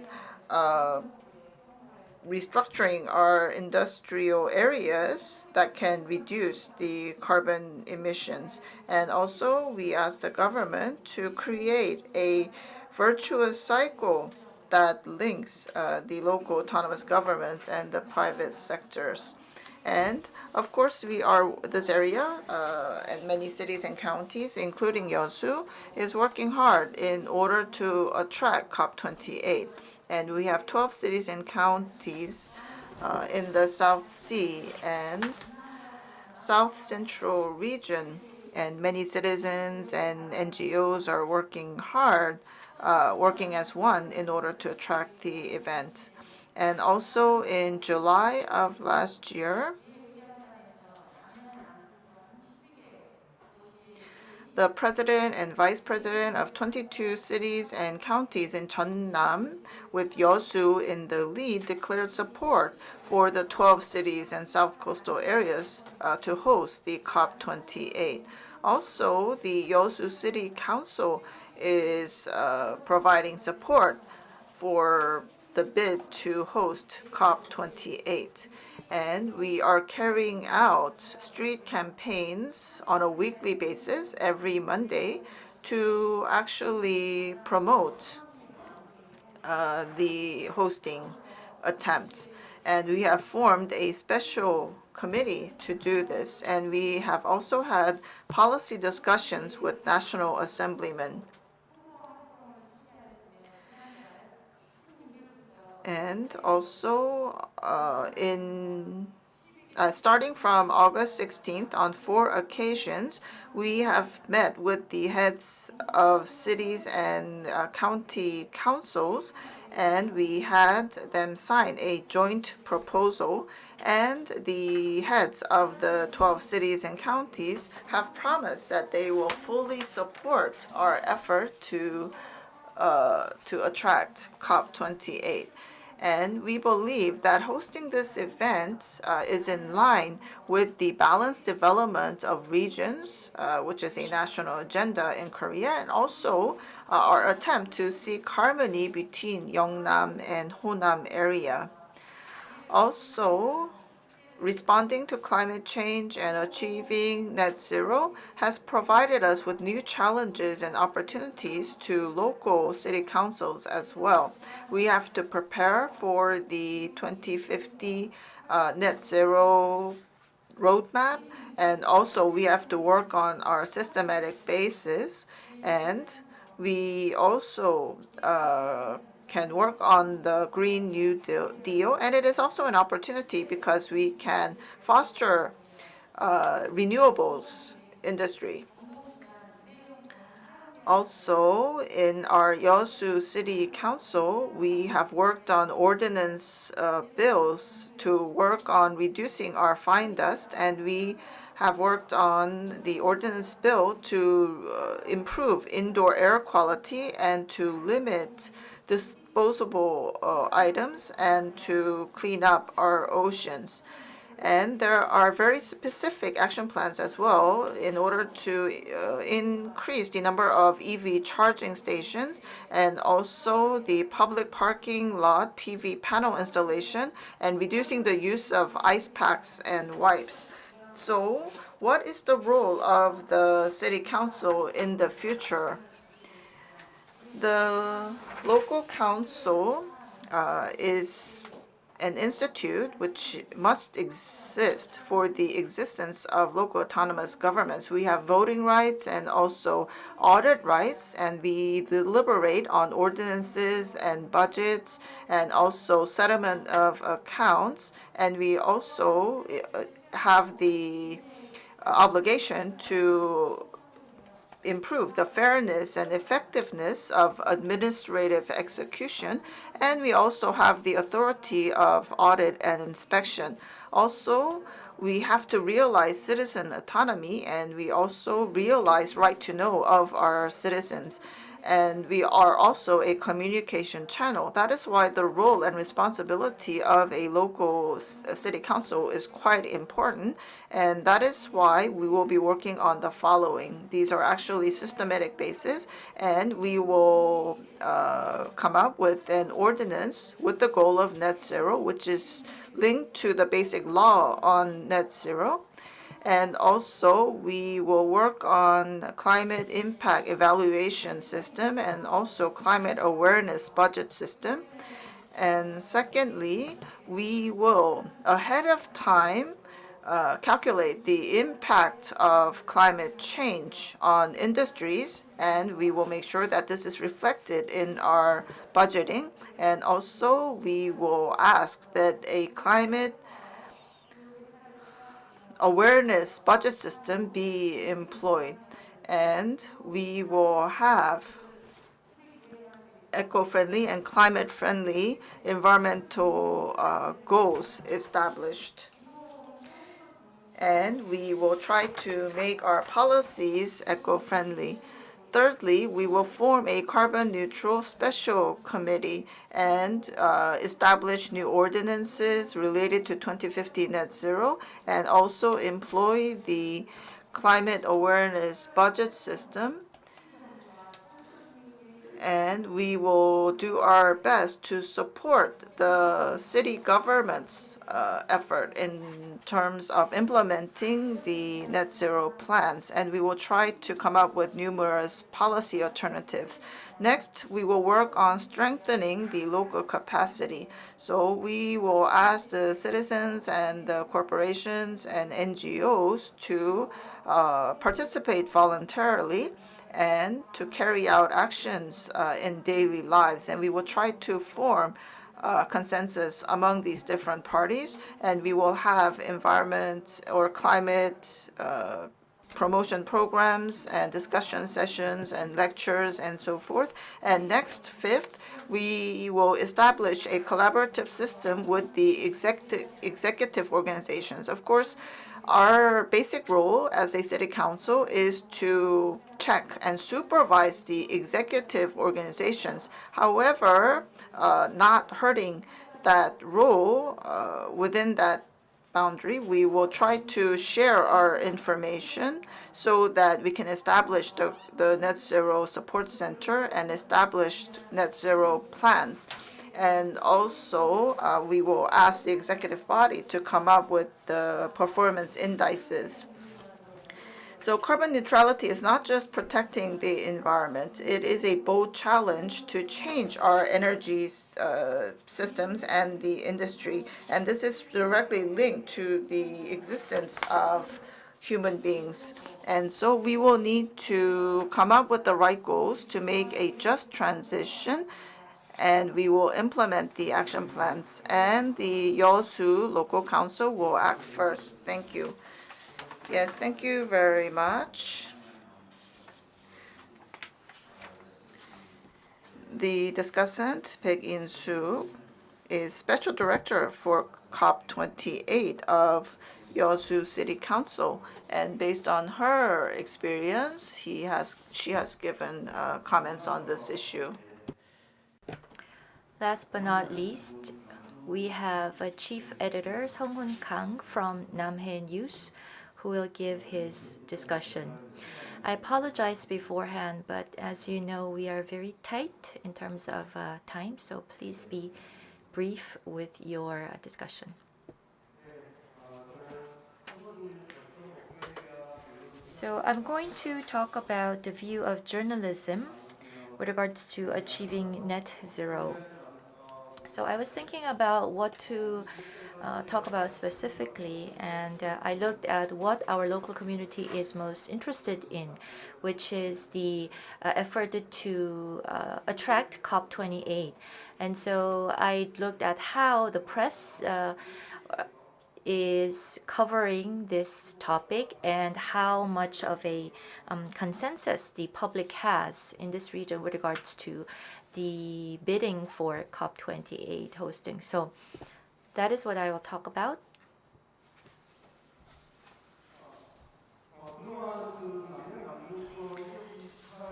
So there has been efforts for South Sea and South Central region to attract COP28. So I believe it was in late 2018 when this effort began. So it's been about 3 years now. Various activities, efforts have been put in place in order to promote the successful bidding. So I too look at how the press is covering this effort. And so the key word search that I did was COP28 attracting efforts. And so in Korea, most of the media news reports are being provided through the media company's own articles or through the news partnership. And so I did an analysis of how much news coverage there was on COP28. So again, I looked at a few search terminologies such as the South Sea and South Central region and the COP28 YEOSU YEOSU COP28 attraction efforts. So from 2017 January to the present, there has been about 7,300 articles specifically for the YEOSU COP28 attraction keyword. You may think that this is much, but actually it's not that many. So I looked at these 7,300 articles more closely, what they were about. I believe it was in December of 2018 when the attraction effort began in earnest. And so there was a representative article that emerged at that time. So about 30 articles was on YEOSU being the most appropriate place to host COP28. And in 2019 July, there was the statement from President Moon that the Jeonnam Blue Project will be Korean economy's blue chip in the future. So there were about 50 of such articles. And then in 2020 January, there were about 110 articles on YEOSU COP28 attraction, and I believe that's the most number for a single topic. So I looked at it more closely, and in January of 2020, there were New Year's speeches from the governor of Jeonnam province and YEOSU mayor, and so that was the reason. And then in February of 2021, there were about 130 articles on YEOSU COP28 attraction. That was when there was formal announcement, so that led to an increase in the number of coverage articles. And then in April of 2021, there were about 60 articles on YEOSU City, focusing on policies to promote or increase population. And one part of that effort to increase population is to attract COP28. And in May of 2021, President Moon has said that he welcomes the efforts of Korea to attract COP28 and the fact that the local communities are welcoming the statement from the president. So there were about 60 of such articles. So these articles, where did they come from? What news sources did they come from? I looked at that in detail.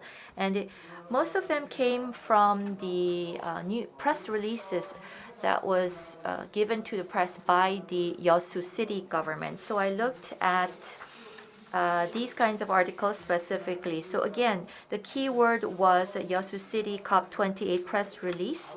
And over this 3-year period, there were 91 press releases given to the journalists by YEOSU City. And in 2020, there were 44 press releases specifically on this attraction activities.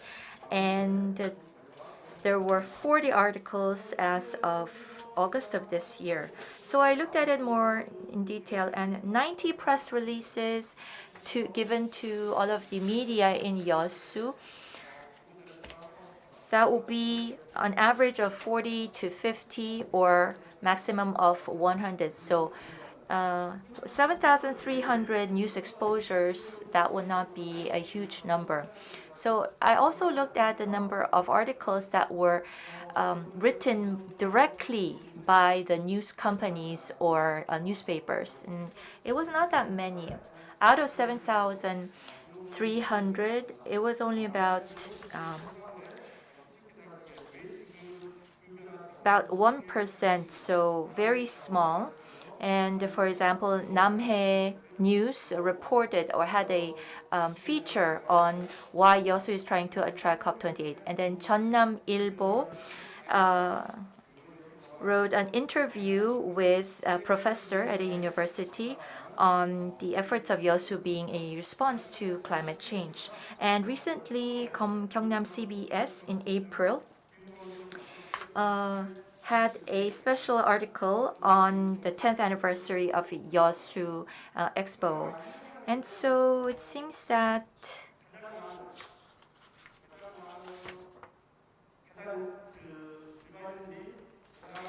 these articles written directly by the news agencies themselves Also, among those, what caught the attention of the readers most? And it was that in November, last November, Oh My News had reported on the reckless development in the Dolsan area here in Yeosu, as it claims to want to attract a climate and environment conference. And so there were a lot of criticisms against the Yeosu that resulted from this Oh My News reporting. So I realized that there were only about 10 or so reports directly written or featured by the news agencies out of the 7,300 articles on COP28 by YEOSU. And again, most of the press releases was the foundation or the basis of the news articles. And the press release's contents was mostly about just promoting the efforts of the attracting committee without much information about the justification or the reasons why YEOSU has to attract and host such an important international event. So I think we have to think about the implications of this search result. So just reporting that there was a declaration that was released or there was an announcement or made, rather than just reporting on the simple facts, I think in order to increase awareness among the public, there needs to be more reporting and news articles about the current situation of climate change, our efforts for net zero, the conditions necessary, what specific actions are needed. And that effort on the part of the press is going to draw out more attention and participation from the public, including the NGOs who are here. Since some of you are experts in regards to the topic of climate change, I think it's important for you to step up to use the media in order to draw closer to the public. If you look at the NGO activities today, to date, they're mostly very fragmented, so they focus on very specific actions only, and oftentimes they are not reported properly through the press, and it's just a very one-time event most of the time. And so we need to ensure that your capacity as NGOs will be spread out more efficiently in the local community through the use of press. And today they say that we are in the era of one-man media. And so YouTube could be another good channel that could be utilized for promoting COP28. And I did a search, and there were about 270 results showed up. And again, the contents were very fragmented also. Most of the reporting was on just the COP28 committee activities. So it seems that there still is a very high level of indifference or misunderstanding about the values of net zero and carbon neutrality. And so I think that will be it for my presentation. Yes, thank you very much, Editor Kang. As a local reporter or local journalist, you try to assess the role of the press with regards to contributing to promoting the COP28 attraction and the net zero vision. Thank you very much. 토론이 끝났습니다. So we heard from 6 panelists. I want to thank them for their contribution. And we will now have a free discussion. And I think we have less than 5 minutes remaining. Isn't that right? Yes.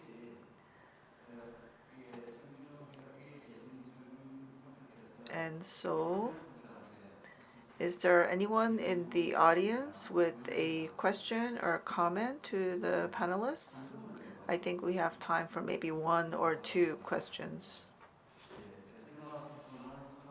So if you have a question or comment, please raise your hand.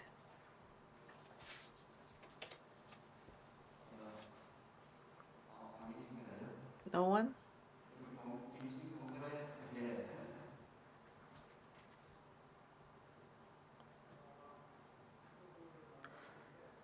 Please deliver a microphone.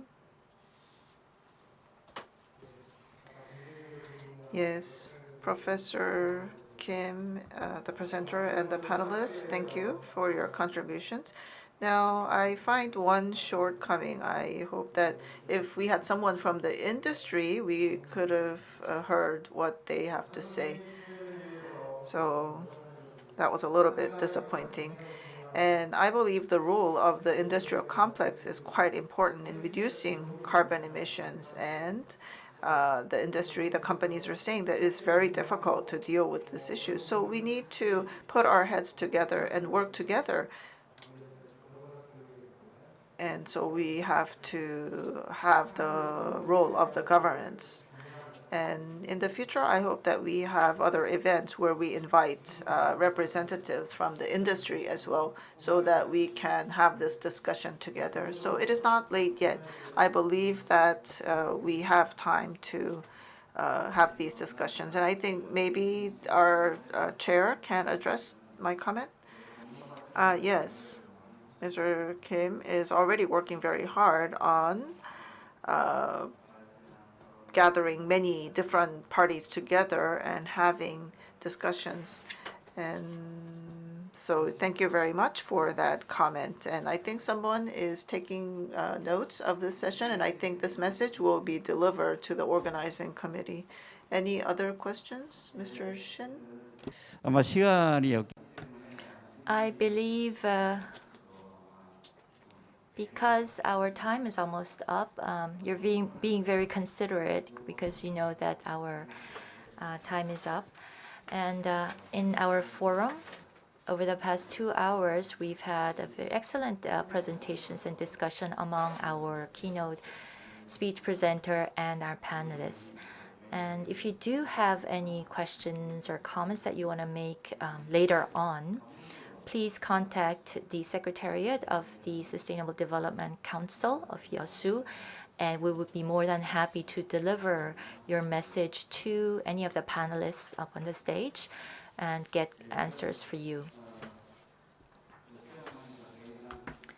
So again, we will have to conclude the NGO forum here in the interest of time. And so thank you very much, and thank you for the excellent job. Yes. Mr. Kim Shin, as for what you have mentioned, we already have all of those plans, all of the different ideas that are being developed, so we will make sure to share that with you eventually. Again, I'd like to thank our chairperson and our panelists, our speakers, and to all the staff and engineers and the translators who are working hard on site. Thank you so much. And I'd like to thank to all our participants who have stayed until the end, particularly to the online participants. Thank you so much. We hope to see you personally here in YEOSU in November of 2023 for COP28. And please stay safe and please stay healthy all the time. We will take a moment for a commemorative photo.